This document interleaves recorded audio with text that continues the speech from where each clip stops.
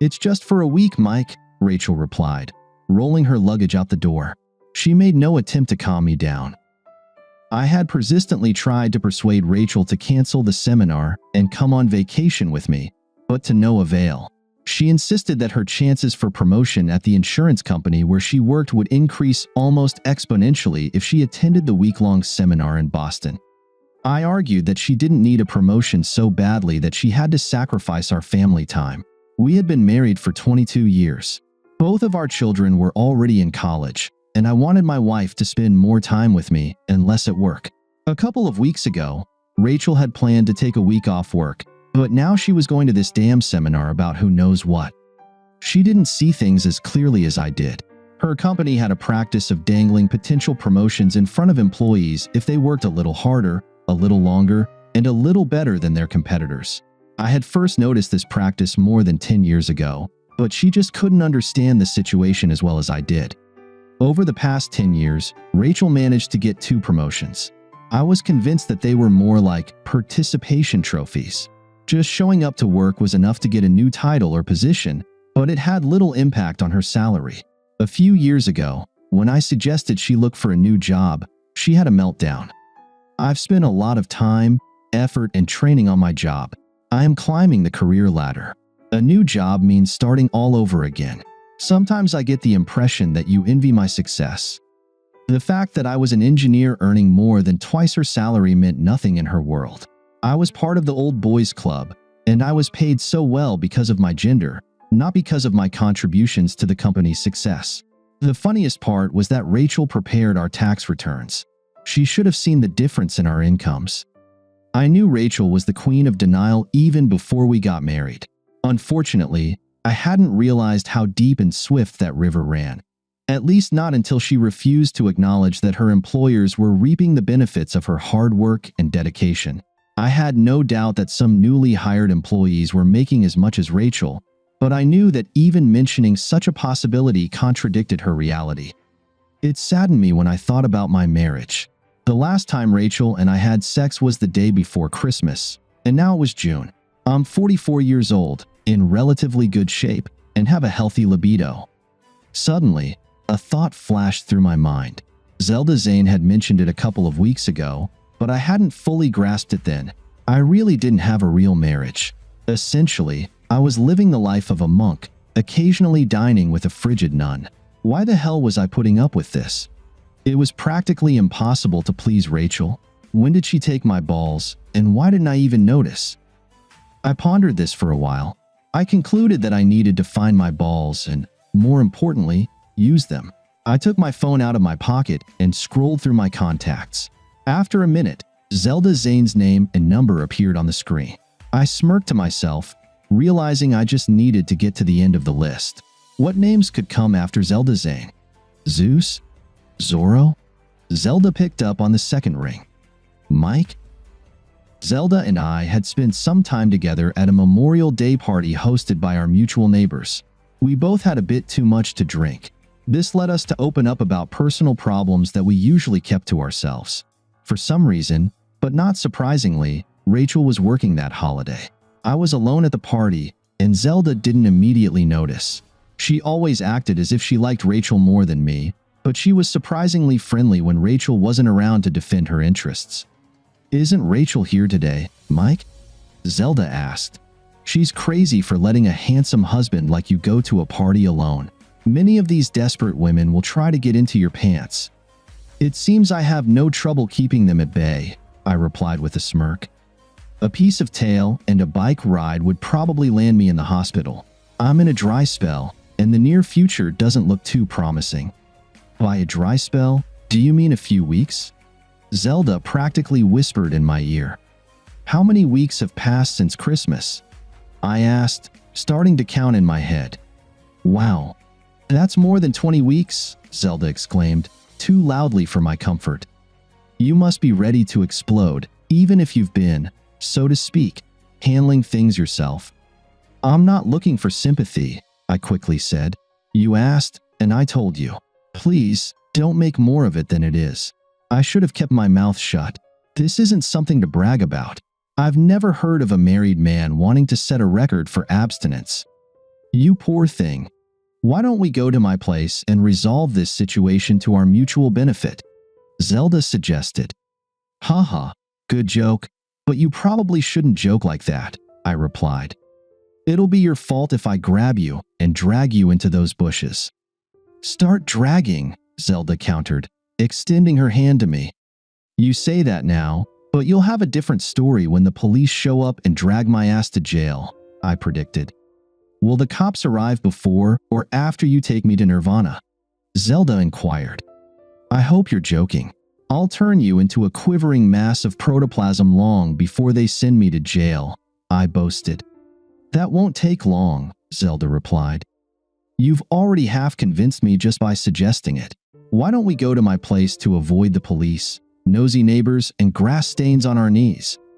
It suddenly occurred to me that Zelda might be serious. Had I unintentionally led her into a potential affair that could end my marriage? Zelda, I didn't mean to mislead you. I'm sorry if I did. I apologized. I'm a married man. I made vows and meant them. You're a wonderful woman, but I don't want to start an affair or anything like that. Mike, you're not married. You don't have a wife. You have some dried up garbage that's doing her best to ruin the best years of your life. A real wife doesn't do that. That's definitely not love. She's not treating you the way you deserve. Your loyalty is admirable, and it's one of the things I like about you, but it's entirely misplaced, Zelda mused. When my husband was alive, I tried to be available for him whenever he wanted to see me. I was so glad I managed to do that. He got sick and died so quickly that I wouldn't have had time to make up for any lack of affection between us. I hate that he's gone, but I don't regret our life together one bit. I highly doubt you can say the same. My conversation with Zelda was still fresh in my memory almost 2 weeks later. She was right. I no longer had a wife or a marriage. I had my right hand and several evenings spent alone. That's not how marriage should be. As soon as Zelda answered the call, I was already stumbling over my words. Hi, Zelda. I just wanted to check if everything is all right with you. How's your garden? Where the hell did that question come from? I should have planned the conversation before I called. She would never be able to tell what I was really calling about. I was too cowardly to directly ask if she wanted to have sex again. Mike, are you calling because you want to have sex with me? Zelda asked bluntly. How could she guess when I only asked about her garden? Was she serious or just mocking me? I knew I had to tread carefully to avoid offending her. I was just thinking, Rachel is going away for a week and Get your ass over here. The door will be unlocked. I'll be on my knees and naked, Zelda promised. I didn't want to assume that you'd want me to come over if you're busy, or have guests, or want to watch baseball, or... Mike, shut up and come over. I'm hanging up now to get ready. This is great. As I put the phone back in my pocket, I pondered Zelda's invitation. It seemed straightforward enough. I couldn't think of a reason why she wouldn't actually want me to come over. After 22 years of marriage, hearing a woman say she'd be waiting for me on her knees was hard to believe, but this slight possibility left me no choice. I grabbed my keys and headed for the door. Not knowing what to do after the 5-minute drive to Zelda's house, I knocked on her door somewhat timidly. I was surprised when the door opened immediately. A fully dressed Zelda greeted me with a chaste hug and a noticeable smirk. You didn't actually think I'd be naked and on my knees, did you, Mike? I teased you to see how long it would take you to get here. You made it in under 5 minutes. I'm impressed. Usually, the red light on Hickory Street lasts forever. Well, there wasn't any other traffic, so You ran the red light? You must be very excited. I'm flattered. Or would you have done the same if Mrs. Drysdale had made the same promise? I have to admit, she's held up pretty well and probably has a lot of experience, given she's nearly 90. I can't say I would have turned her down if she'd made the same promise. It's been a long time since I've enjoyed any carnal pleasures, I confessed. That suggests either you don't usually enjoy sex or you haven't had any lately, Zelda teased. You told me on the phone that Rachel will be gone for a week, Zelda continued. Don't worry, I'm not backing out of my promise. But I thought it might be nice if we sat down with a cool drink and discussed what goals and hopes we have for your visit. Honestly, I didn't know what to expect. I must have left the house hoping for great sex. I know that's presumptuous of me, but you kind of egged me on over the phone, I admitted. I've been thinking a lot about our last conversation and finally decided I've had enough of Rachel's crap. I'm not saying sex is out of the question, but it's not the most tempting idea, Zelda replied with a smirk. Are you planning to have a secret affair with me and just go back to Rachel when she returns, wherever she's gone? Frankly, no. Usually, I call her around 8 when she's not home, but I won't be calling her tonight. We had planned a trip to Kentucky this week. She had a week off work, and it wasn't hard for me to get the time off too, I explained. 3 days ago, Rachel told me she had to go to a seminar in Boston for the whole week. I tried to talk her out of it. I made a few dinner reservations, though nothing special was planned. But that's not the point. She has been practically ignoring me for almost the entire past year. She spends more and more time at work and less at home. Sex is off the table. We hardly talk. When she is home, she's either on her laptop or on the phone. If we sleep together, will you tell her? Zelda asked. Will you give her a chance to fix things first? Are you thinking about divorce? This is a no-fault divorce state, so it doesn't matter who wants to leave the marriage or who ruined it. The kids are in college, covered by a program that allows us to save money for their education if they attend a state college. We don't have a mortgage. We can sell the house and split the money. I might have to pay her alimony, but it will be worth it. It sounds like you're seriously considering divorce. Do you still love her? The quick answer is that I don't love the Rachel I'm married to now, I admitted. I miss the Rachel I married many years ago, but who she is now is more than enough for me. I'm going to divorce her regardless of what we do tonight. Are you worried about being mentioned in the divorce papers? It doesn't matter much to me, Zelda replied. I've been a widow for 3 years, so no one should be surprised if I get back in the game. I just don't want to be seen as a homewrecker, but it seems you think Rachel has already done that. I have to tell you, I'm not looking for a long-term relationship, Zelda emphasized. I want to have sex, meet different charming men and travel. Essentially, I'm done mourning and want to experience life while I'm still young enough. I don't want you to leave Rachel hoping we will have something permanent. That's reassuring. I don't want to rush into new commitments anytime soon, I agreed. I've seen too many people leave bad relationships only to jump into others that are just as bad or even worse. Maybe I'll try to visit my kids more often. Perhaps I'll take up a new hobby, like golf or boating. I felt like I had wasted the past year. Rachel probably won't even notice that I've disappeared from her life since I've become such a small part of it, I mused. Talking with Zelda felt very easy, which I continued to do for the next 2 hours.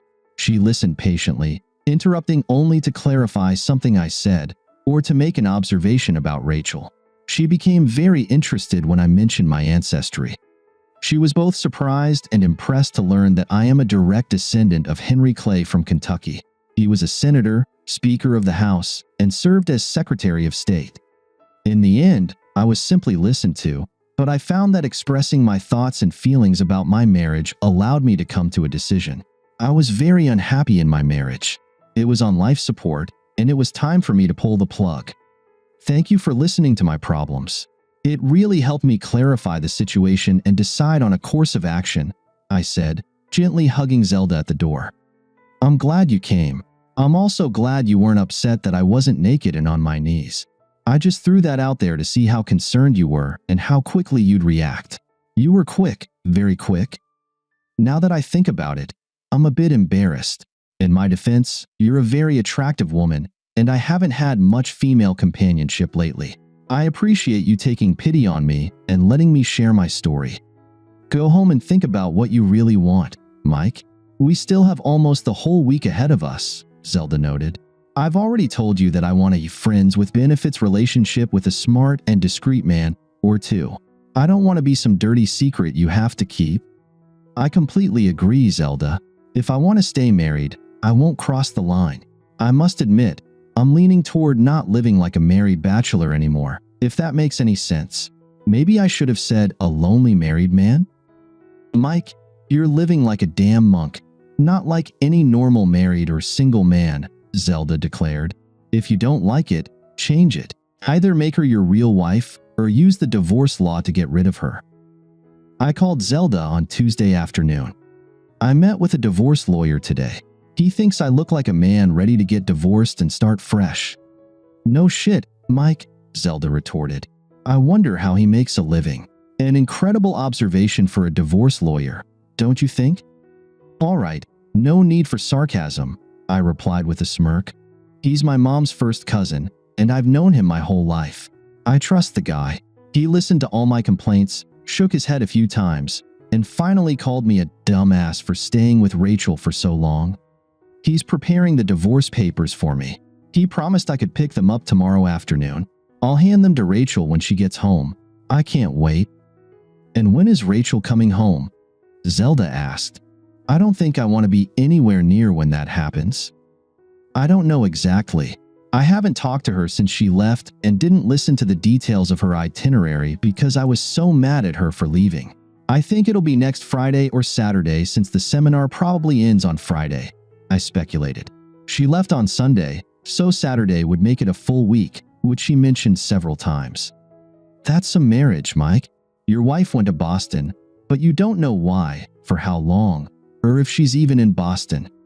Yeah, my lawyer also noted the lack of details about Rachel's plans. He figured it meant I wasn't very interested in Rachel or her career. That made me feel like a pretty lousy husband. I'm ready to rectify my lack of interest in my wife's situation by getting rid of that frigid fool. It sounds like you've finally made up your mind, Mike. Why don't we go out for dinner tomorrow night and celebrate that you've finally reunited with your balls? Zelda suggested. Wednesday was a milestone day for me.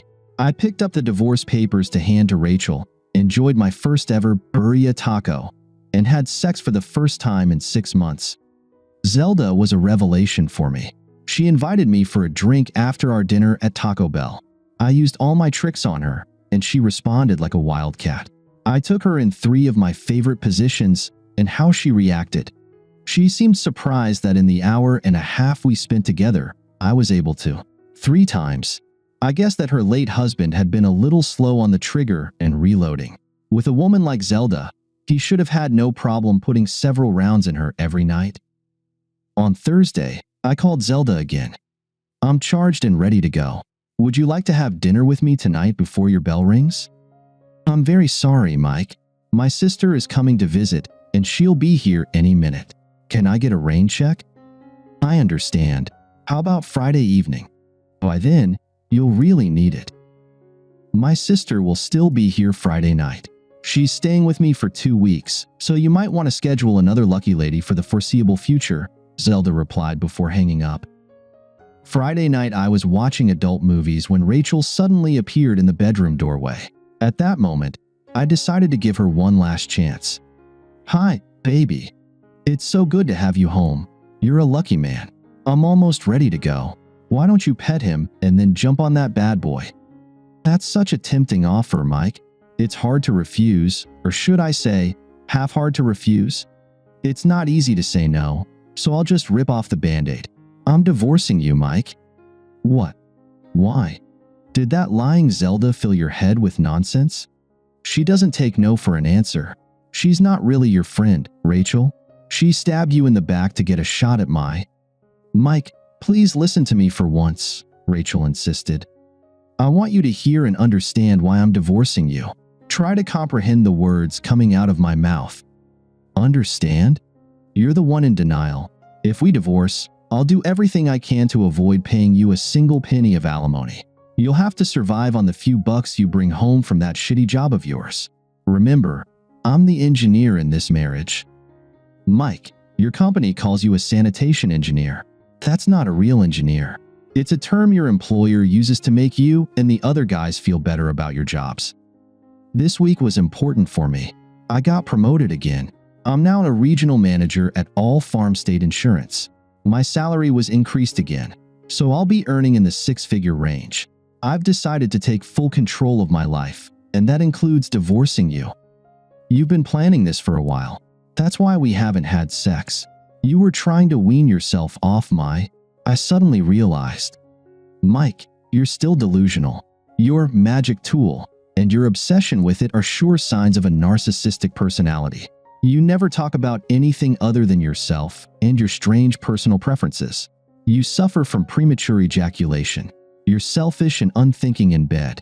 That's why I avoid sex with you. It's truly a horrible experience. Oh yeah? Ask your former friend, Zelda, about her impressions of my sexual prowess. She's not some dried-up old hag like you. She likes sex, and she especially likes doing it with me, I said proudly. Mike, she's my best friend. I asked her if I was being unreasonable in my expectations of a husband. She agreed to sleep with you to form an honest, unbiased opinion. I bet she's glad she said yes, I replied with a smirk. I shot 3 times on Wednesday night. I practically own her. Zelda told me you fired 3 shots. You forgot to mention? Or maybe you didn't even realize that Zelda didn't have a single flash. She didn't even come close. She said you spent over 2 hours talking about your family tree and genealogy. Zelda said it was probably the most boring conversation she's ever had. I understand her pain. Why did you decide to divorce me after so many years? I asked. We have 2 children together. Why do you want to end the good thing we have?